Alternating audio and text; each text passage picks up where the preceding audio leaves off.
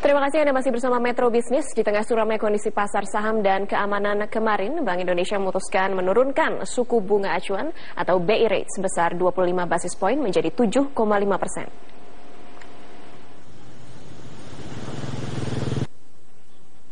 Di tengah suramnya kondisi pasar saham dan aksi teror bom kemarin, Bank Indonesia memutuskan menurunkan suku bunga acuan atau BI rate sebesar 25 basis poin menjadi 7,25%.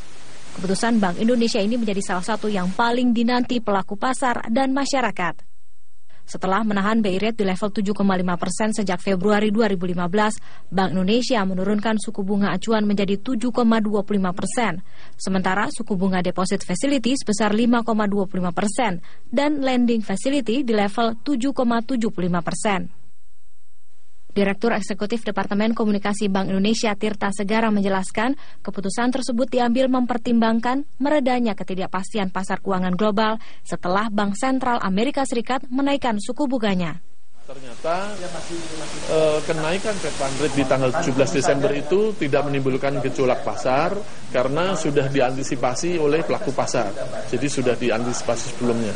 Nah, dengan demikian Bank Indonesia meyakini setelah angka inflasi keluar di tahun 2015 itu hanya 3,35%. Jadi masih rendah sesuai dengan kisaran sasarannya, sehingga kami semakin yakin bahwa pelonggaran.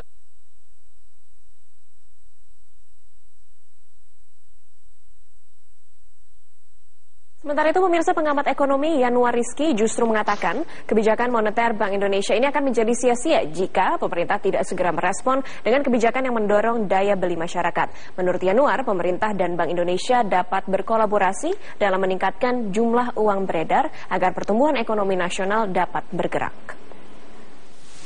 Jelas nih, terutama elastisitas harga yang bisa menurunkan harga komoditas. Karena harga komoditas kan turun nih. Kalau harga komoditas turun, tapi di masyarakat dia membeli barangnya tetap tidak turun, inflasi realnya tidak terjadi. Ekspansinya tidak akan terjadi. Jadi BI rate ini hanya sekedar basa-basi akhirnya. Turun, tapi tidak menyebabkan apa-apa. Ya, jadi artinya kita nggak bisa menganggap BI rate ini adalah simsalabim perekonomian kita. BI rate 0% misalnya ekonomi langsung moncat, enggak juga, banyak faktor lain. Jadi kalau menurut saya, dilihat dari posisi yang ruang sempit ini, sebetulnya pinter-pinternya kita ya sebagai negara antara Bank Sentral, Bank Indonesia dan pemerintah